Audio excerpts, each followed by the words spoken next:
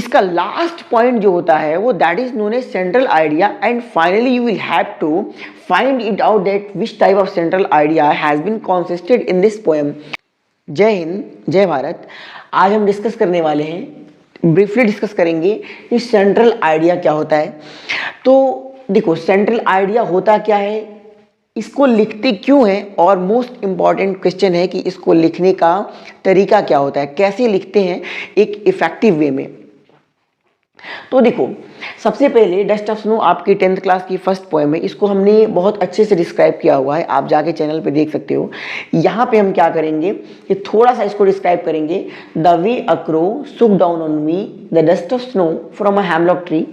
जिस तरीके से एक अशुभ वृक्ष के ऊपर से ओस की बूंदों को एक अशुभ पक्षी ने मेरे ऊपर गिरा दिया और उन बूंदों ने has given my heart a change of mood, मेरे हार्ट में एक चेंज ऑफ मूड दे दिया, मतलब मेरे हार्ट में जो मूड चल रहा था उसमें चेंज ला दिया। एंड आई, यहाँ पर आई ओमिशन में है, I had saved some part of a day, और मैंने एक दिन के कुछ पार्ट को बचा लिया। दैट, यहाँ दैट छुपा है, दैट आई हैड रियूड, जिसे मैंने बर्बाद कर दिया था, मतलब जिसे मैंने ये मान लिया था कि अभी पूरा दिन खराब हो गया है, उसके कुछ पार्ट को मैंने बचा लिया। तो अब देखो, सेंट्रल आइडिया रियल में होता क्या है। देखो, सेंट्रल का मतलब होता है, सेंट्रल का मतलब होता है बीच वाला, है ना। सेंट्रल का मतलब होता है, जैसे देखो ये सर्किल हमने बना दिया ना,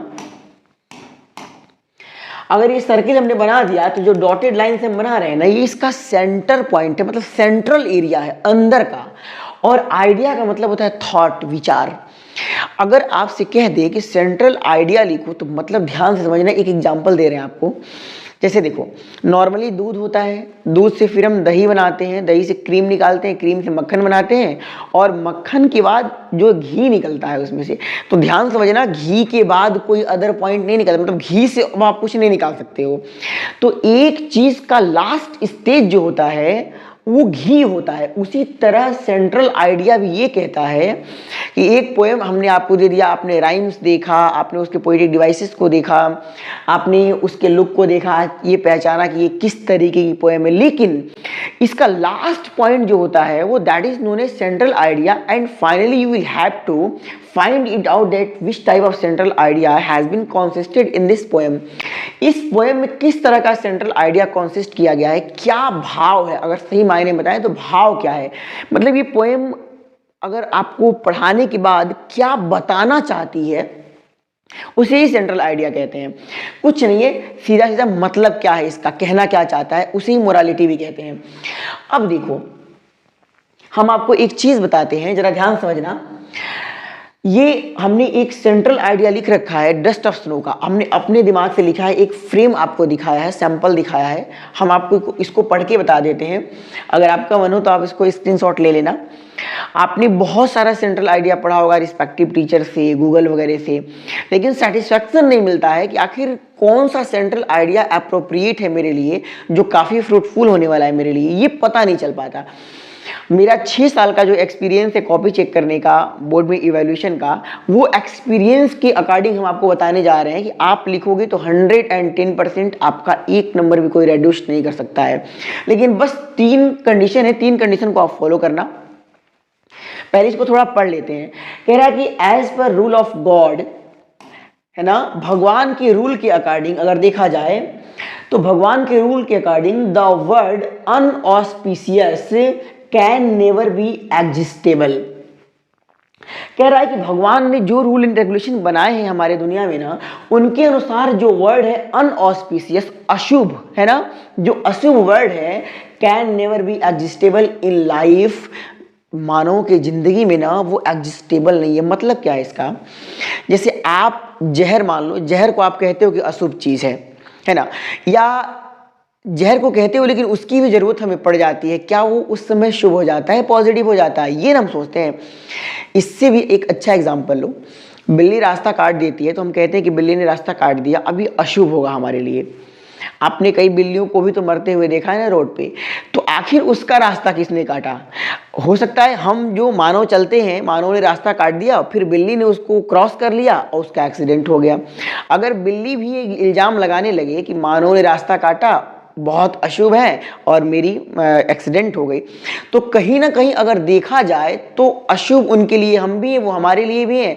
तो या तो तुम कह लो कि हम दोनों एक दूसरे के लिए अशुभ नहीं है, सब भगवान करता है, या कह लो कि हम दोनों एक दूसरे के लिए अशुभ हैं। तो अच्छा तो यही रहेगा, मानो तो यही कहेगा कि हम अशुभ नहीं है, तो सिंपल सी बात है, सामने वाला ऐसे भी अनऑस्पिशियस नहीं होगा, है ना, अशुभ नहीं होगा। तो कह रहा है कि जो अशुभ हम कोई बोलते हैं ना, कोई भी चीज अशुभ नहीं होती है, हर चीजों की अपनी जरूरत होती है, अपनी पर्टिकुलर प्लेस होती है। आगे कह रहा है कि बिकॉज, क्योंकि each and everything has a particular importance as per circumstances. Circumstances का मतलब होता है परिस्थिति। कह रहा है कि हर एक चीज के पास एक पर्टिकुलर इंपॉर्टेंस होता है, एक विशेष तरह का महत्व होता है एज पर सर्कमस्टांसेस। किसके अनुसार? परिस्थितियों के अनुसार। परिस्थितियां अगर सही होती हैं तो हमें किसी का हत्या भी करना पड़ जाता है, और अब हत्या करना तो गलत है, लेकिन कहीं कहीं ऐसी जरूरत आती है कि हमें आदमी को मारना ही पड़ जाता है इवन। तो ये बताओ, कहीं ना कहीं अगर परमानेंट हम 100% है ना, हमेशा के लिए अगर किसी के हत्या करने की प्रोसेस को अशुभ मान लें तो वो गलत है, क्योंकि परिस्थितियों के अनुसार वो सही हो जाता है। कह रहा है कि an eternal fact is being showed. इसको देखना, ये पैसिव में लिखा हुआ है ना। कह रहा है कि एक इटरनल माने शाश्वत, यूनिवर्सल, जो आज कल और परसों हमेशा सत्य होता है, प्रेजेंट पास्ट फ्यूचर में। कह रहा है कि an eternal fact is being showed by this poem. इस पोएम के द्वारा एक यूनिवर्सल फैक्ट दिखाया गया है, दैट अ मैनुअल। क्या उसमें क्या बताया गया है कि अ मैनुअल माने तुच्छ। कह रहा है कि मेनियल वन, एक तुच्छ भी चीज अगर कोई हो ना, तुच्छ भी कोई प्राणी हो ना, तो may be able to do something good and positive. वो भी एबल हो सकता है कुछ अच्छा करने में और पॉजिटिव करने में। मतलब कोई अगर, जिसने हम बहुत तुच्छ अशुभ गलत मानते हैं, वो चीज वो प्राणी भी कभी हमारे लिए कुछ सही करने में एबल हो सकता है। तो अगर वो कुछ सही कभी कर सकता है तो वो 100% अशुभ तो हो ही नहीं सकता ना। तो अगर वो 100% सही नहीं हो सकता तो ये अनऑस्पिशियस जो वर्ड है वो एग्जिस्टेबल है नहीं। अब देखो इसमें हमने क्या यूज किया है, क्या यूज नहीं किया है, इसको आपको हम समझाने वाले हैं। आप देखोगे इसमें क्या हमने यूज किया है ना, और आपको भी वही यूज करना है। देखो यहाँ पे कुछ पॉइंट्स हमने दे रखे हैं। Never do these once, in point को कभी मत करना, इस काम को कभी नहीं करना है। कह रहा है कि पहला कॉपी ऑफ कंटेंट, मतलब जिस कंटेंट का सेंट्रल आइडिया आपको लिखना है ना, उस कंटेंट को कभी कॉपी मत करना। देखो एक प्रूफ हम आपको दिखा रहे हैं यहाँ पे, जो ये आपकी पोएम है, इन सारे वर्ड्स को एक बार देख लो। इनमें से कोई भी वर्ड ना हमने यहाँ पे यूज नहीं किया है। देखो चेक करके देखो, इनमें से कोई भी वर्ड हमने यूज नहीं किया है। इसमें सारे के सारे वर्ड हमने अपने लगाए हुए हैं, अपने माने अपने दिमाग से लगाए हुए हैं। तो पहली बात तो आपको ये करनी है कि कंटेंट को कॉपी नहीं करनी है। जिस कंटेंट का हम सेंट्रल आइडिया बनाने जा रहे हैं, है ना, उस कंटेंट को आपको कॉपी नहीं करना है, गलती नहीं करनी है। दूसरा है कि use of personal pronoun, personal pronoun को यूज नहीं करना है आपको। जैसे आई, माई, मी, सिंपली आपको आई, यू और वी, इन तीनों को यूज नहीं करना है। फिर एक बार देख लो इसमें, देखो इसमें आई, यहां पे अगर बता रहे आई, वी एंड यू, हमने इन तीनों का यूज इसमें कहीं नहीं किया है। क्यों नहीं किया है? क्योंकि देखो इनके जो नाम है ना, वो नाम है क्या? Personal, personal pronoun. तो कोई चीज पर्सनल करने का अधिकार हमारा नहीं है। हम चाहे समरी लिखते हैं, चाहे कोई इस तरीके का आंसर लिखते हैं, या फिर आप देखे होंगे लेटर वगैरह हम लिखते हैं या नोट मेकिंग करते हैं, इसमें कहीं पर भी ना, रिपोर्ट वगैरह में कहीं पर भी ना पर्सनल प्रोनाउन का यूज नहीं करते हैं हम। तो इसमें भी हम पर्सनल प्रोनाउन का यूज नहीं करेंगे, यानी पब्लिकली लिखेंगे इसको, पर्सनल प्रोनाउन यूज नहीं करेंगे। आगे देखो कह रहा है कि इंट्रिकेट लैंग्वेज ग्रामर, इंट्रिकेट माने जटिल लैंग्वेज का यूज नहीं करना है आपको, या फिर जटिल ग्रामर का यूज नहीं करना है। कोई ऐसा वर्ड, कोई ऐसा ग्रामर, कोई ऐसा फैक्ट यूज नहीं कर देना है जो कि देखते देखते समझ ना आ जाए। मतलब एग्जामिनर को ये चाहिए कि आपने कंटेंट को कॉपी नहीं किया, मतलब आपके पास वो क्षमता है कि आप बना ले रहे हो। आपने पर्सनल प्रोनाउन का यूज नहीं किया, मतलब इस इंफॉर्मेशन को आप जान रहे हो कि इसे पर्सनल नहीं करते हैं, सेंट्रल आइडिया को।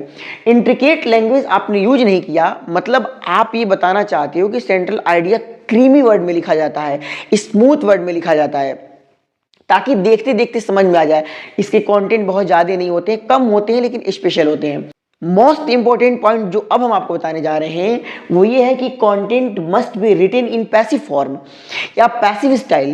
कंटेंट जो है आपका वो हमेशा पैसिव स्टाइल में लिखा होना चाहिए। क्यों? इसका रीजन क्या है? इसका रीजन ये है कि जो भी चीज़ें पब्लिकली शो की जाती है, लिखी जाती है, जैसे आपका इन फॉर्मल लेटर हो गया, फॉर्मल लेटर में ज़्यादातर हम यूज पैसिव स्टाइल का इसलिए करना चाहते हैं, या नोटिस को देख लो, पर्सनली नहीं होती है, वो पब्लिकली होती है, तो नोटिस में भी हम ज़्यादातर पैसिव का यूज करते हैं। तो पब्लिकली लिखी जाने वाली चीज़ों में ज़्यादातर पैसिव स्टाइल का यूज होता है, ये करना चाहिए, बहुत इफेक्टिव होता है। जैसे देखो यहाँ पे हमने कुछ पैसिव यूज किया है, यहाँ पे देख लो, eternal fact is being showed, ये थर्ड फॉर्म है आपका, और इज बीइंग इज का पैसिव है, तो यहाँ पर पैसिव हमने यूज कर रखा है। आप बहुत सारा यूज कर सकते हो, आपके लिए एक हमने फ्रेम दिया हुआ है आपको, है ना, आप इसके अकॉर्डिंग बना सकते हो। तो इतनी चीज़ों को आपको नहीं करनी है, इस बात का ध्यान रखना। और इसके बाद से आपका जो सेंट्रल आइडिया होगा वो काफ़ी इफेक्टिव होने वाला है। इससे रिलेटेड अगर कोई क्वेश्चन होगा तो कमेंट में पूछ लेना। टेलीग्राम को इसी के डिस्क्रिप्शन से जाके ज्वाइन करना, और इसके बाद जो पोएम है आपका फायर एंड आइस है, या फिर जो भी है, कस्टर्ड वाला है, चाहे जो भी है, आप उसका सेंट्रल आइडिया बनाना, छोटा बनाना, और 40 या 50 वर्ड में बनाना, और उसको टेलीग्राम पे शेयर करना। हम सबके कंटेंट को चेक करेंगे और हम आपकी माइनस पॉइंट को शो करेंगे, आप वहाँ से सही कर लेना। तो आज के लिए इतना ही। जय हिंद, जय भारत।